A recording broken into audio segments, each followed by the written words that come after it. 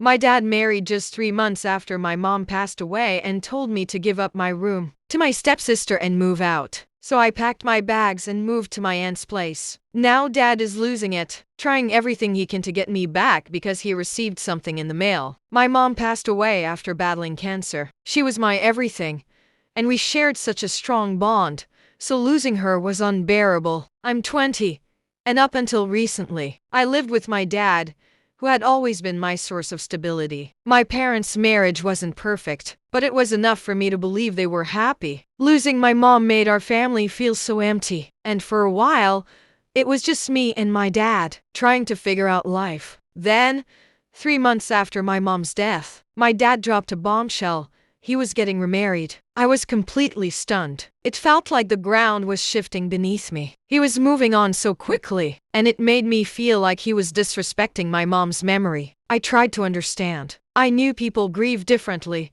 but it still felt wrong to me. When I told him how I felt, he just said he deserved to be happy after everything he'd gone through. My heart sank, but I didn't want to argue, so I kept quiet, trying to be mature and avoid conflict. Inside, though, I was struggling to cope. It hurt to see him moving on when I was still mourning my mom. It felt like he was replacing her with someone new. The new wife, Kate, moved in quickly, along with her daughter, Lucy, who's 18.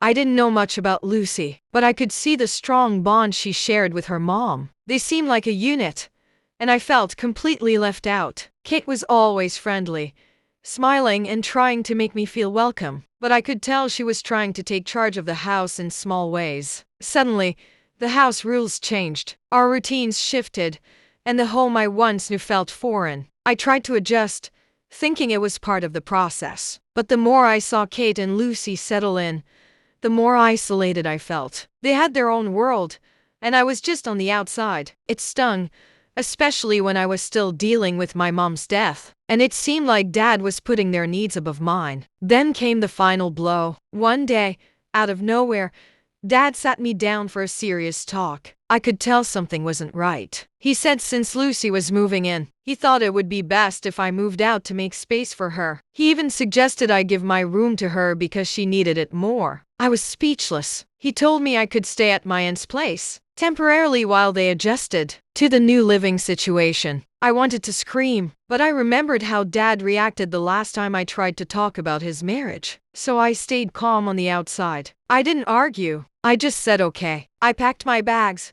called my aunt, and moved out. She was shocked, but she welcomed me with open arms. It wasn't until I left that I truly grasped the reality of the situation. My dad had chosen his new wife and stepdaughter over me, his own child, only months after my mom had passed away. The betrayal stung deeply. For a few days, I didn't hear from Dad. I assumed he was relieved that I had left without putting up a fight. It seemed like Dad didn't care enough to reach out, and I figured he was happy to have me out of the house. After all, he got what he wanted, right? Lucy got my room, Kate got her new life with Dad, and I was out of the way. I remember sitting in my aunt's guest room, staring at my phone, half expecting some sort of apology or explanation, but there was nothing. It stung more than I expected, like I'd been completely erased from his life. I kept telling myself I did the right thing by leaving, and trying to focus on getting settled at my aunt's place and keeping up with my college assignments. Then, out of nowhere, the silence broke. One day, my phone started blowing up with calls and texts from Dad.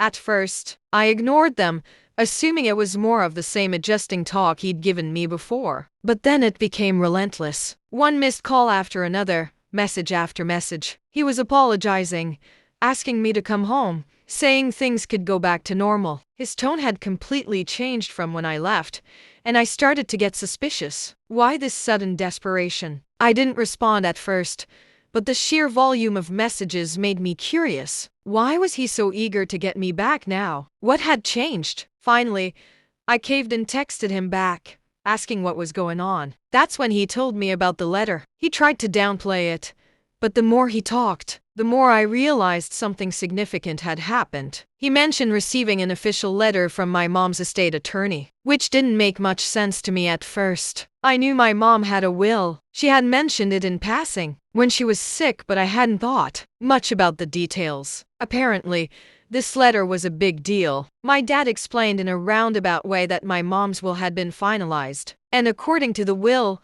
my mom had left her share of the house to me. That means my dad and I are now co-owners of the house, me owning half and him the other half. So, while dad still has his share, he can't sell the house or make any major changes to it without my consent. I guess I had assumed everything would go to dad, given that they were married, but she had made sure I was taken care of. And it hit me hard just how much thought she had put into it. Even though I wasn't 21 yet, being 20 meant I had a legal stake in the house. I hadn't realized how significant that was until Dad started explaining that he couldn't make any major decisions about the property without my consent. This news completely shifted the dynamic. Now that Dad and Kate know they need me to stay in control of the house, they've been spamming me with calls and texts nonstop. It's not just them either.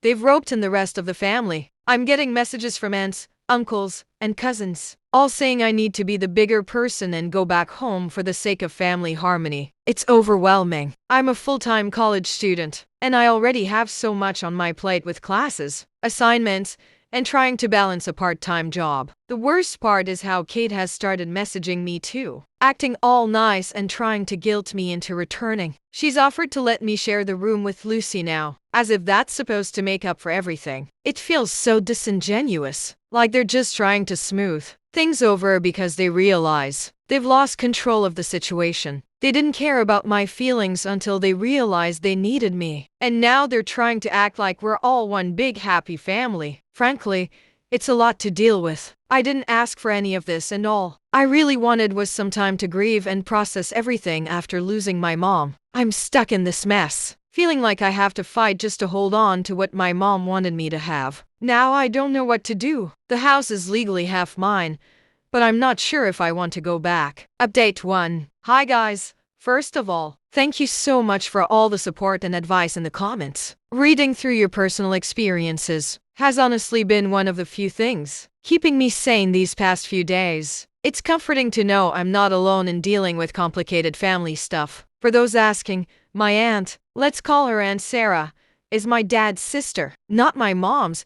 She's been nothing but supportive, and I'm lucky to have her as a place to stay while I sort all this out. So, there's been another development. While my dad's side of the family has been non-stop in their attempts to get me to come back, something interesting happened that I didn't see coming. My mom's lawyer paid me a visit at Aunt Sarah's house. I wasn't expecting it, and honestly, it kind of caught me off guard. I had only met the lawyer once before at the reading of my mom's will, but I didn't really think I'd be hearing from him again. At least not anytime soon. When he showed up, my first thought was that something had gone wrong with the house or my legal rights over it. But it turned out to be something completely different. Apparently, my mom had set up a small trust fund for me, and the lawyer was there to explain the details. And Sarah is the trustee, which means she's in charge of managing the trust until I'm old enough to handle it on my own. The trust isn't anything huge, just a small amount of money my mom had set aside for emergencies or for my future needs. I guess she wanted to make sure I had something to fall back on, even if things got complicated with dad and the house. The thing is,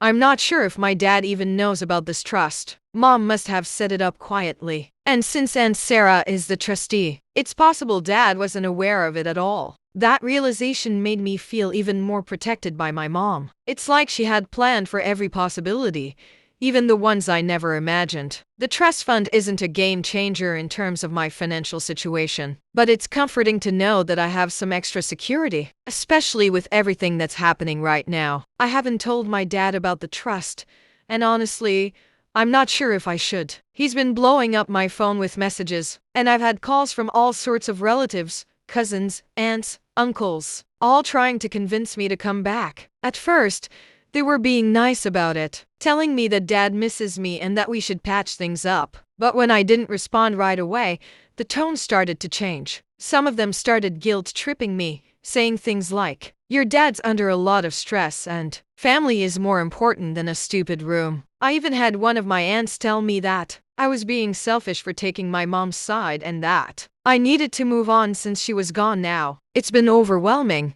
to say the least. But here's the kicker. While all this was going on, Aunt Sarah told me that Dad had been trying to reach out to her too. Apparently, Dad called her and tried to act like everything was fine, asking if I was doing okay and if Aunt Sarah could convince me to come back home. Aunt Sarah said it was the most awkward conversation she'd ever had. Dad was trying to play the concerned parent, but Aunt Sarah wasn't buying it. She knows how Dad has treated me, and she made it clear to him that I was welcome to stay with her for as long as I needed. It's pretty clear that my dad's side of the family is all on his team. They're trying to wear me down. And I have a feeling it's not just about wanting me back for family reasons. It's about control, just like with the house. I've been thinking a lot about whether Dad knows about the trust or if he's just focused on the house for now. Part of me wonders if the trust would complicate things even more if he found out. Right now, he's trying to guilt me into coming back. But if he knew about the extra money Mom left me, would that change his tactics? Would he suddenly try to get involved in managing that too? I have no idea,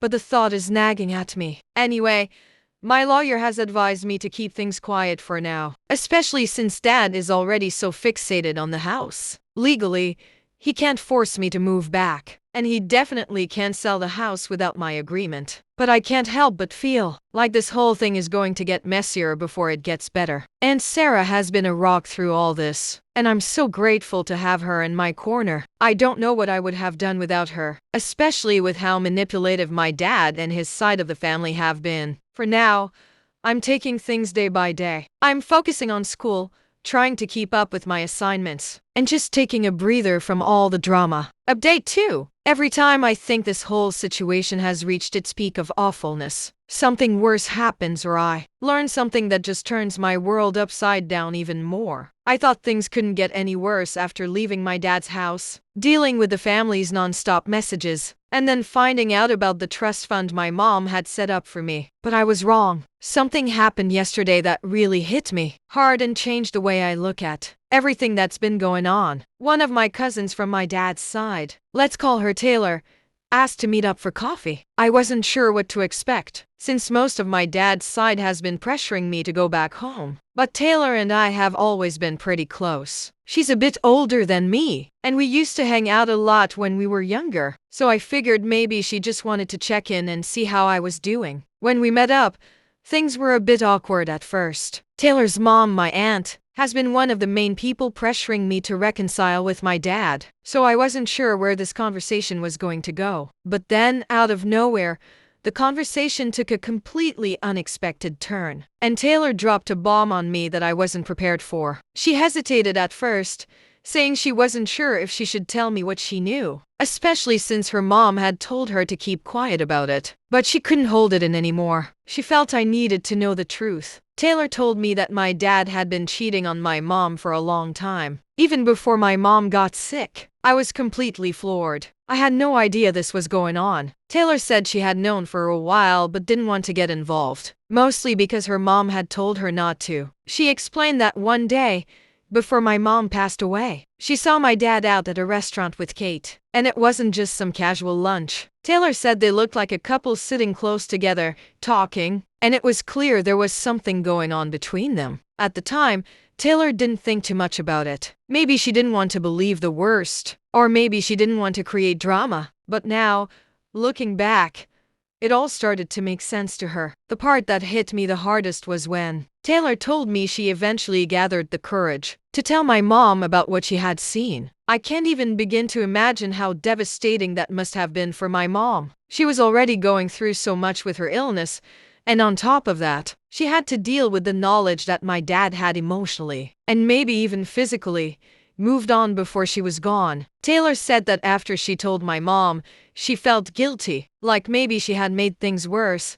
But at the time, she thought it was the right thing to do. She believed my mom had the right to know, even if it caused her pain. Ever since then, though, it's been weighing on Lucy's conscience. It hurts to think that my mom was dealing with so much behind the scenes. She must have known that her time was limited, and on top of everything, she had to worry about Dad betraying her trust. I feel like I should have known, but I guess I was too focused on trying to cope with losing her to see the signs. Now all these little things are starting to make sense. The way my mom would sometimes look at my dad with this sadness in her eyes. The way she seemed so focused on making sure I was okay, even when she was struggling. I can't believe he could betray my mom like that. And part of me is just devastated that my mom had to carry that secret with her while she was sick. Now I'm starting to wonder how much Kate knew about all this. Did she know my mom was still in the picture when she got involved with my dad? Was she just waiting for my mom to pass away so she could move in and take over? It makes me feel even more certain that I made the right decision by leaving the house. I don't want to be around people who treated my mom like that. Aunt Sarah has been incredibly supportive through all of this. When I told her what Taylor said, she wasn't surprised. She said she always had a feeling that something was off with Dad after my mom got sick, but she never had proof. She's been encouraging me to take my time with making any decisions about the house, and she's even offered to help me talk to a lawyer if I want to take any legal steps. I'm not sure what I want to do yet, but knowing I have people like Aunt Sarah and Taylor in my corner means the world to me. As for my dad, this wasn't because I wanted to fix anything or make things better between us, but I felt like I needed to say my piece and make it clear that I didn't want any part of the life he and Kate were building. It wasn't easy to make that decision, but after finding out about the affair and realizing how much my mom had been through, I knew I couldn't just stay silent and walk away without closure. I messaged my dad telling him I wanted to meet and talk. He was quick to respond, clearly thinking that I was ready to move forward. Kate just sat there, kind of fake smiling, clearly uncomfortable but still trying to act like everything was normal. It took everything in me to stay calm and not let my anger take over. But I had made up my mind. I wasn't going to let them control the narrative anymore. I told Dad straight up that I knew about the affair, that I knew he had been with Kate while Mom was still alive, and that someone had confirmed that for me. I told him that I didn't trust them, that I didn't want any part of this life they had built on lies, and that I wasn't going to pretend like everything was fine. The house, at least half of it, was mine now, and I wasn't going to let them push me out. But I also wasn't going to live there. I told him I'd figure out what to do with my share later, but for now, I didn't want any contact with them. The one thing that was clear was that no decision regarding the house should be made without me. Of course, Dad sat there quietly after I called them out. It was clear that Kate wasn't going to take any responsibility for what had happened, and I didn't expect her to. Honestly, I don't care what happens between the two of them at this point. They've made their bed and can lie in it together. After I said my piece, I got up to leave. I could tell Dad was still in shock. He probably thought I'd come crawling back, but that was never going to happen. I walked out of the house feeling lighter than I had in weeks. I'm done with them, and I'm done trying to explain myself to anyone. As for the house, I haven't made any final decisions yet. My lawyer and Aunt Sarah are helping me figure out the best way to handle it, but I've been thinking about either selling my share or renting it out. I don't want to be tied to that house anymore, but I also don't want to give Dad and Kate any easy wins. If they want to stay there, they'll have to deal with the fact that I still have control over part of it, and I'm not going anywhere. In time, they'll realize that some things can be undone. Karma has a way of catching up with people, and while I'm done with them, I can't help but feel like they'll eventually have to face the consequences of their actions. For now, I'm focusing on myself, my future, and the people who have truly been there for me through all of this. I'm not looking back.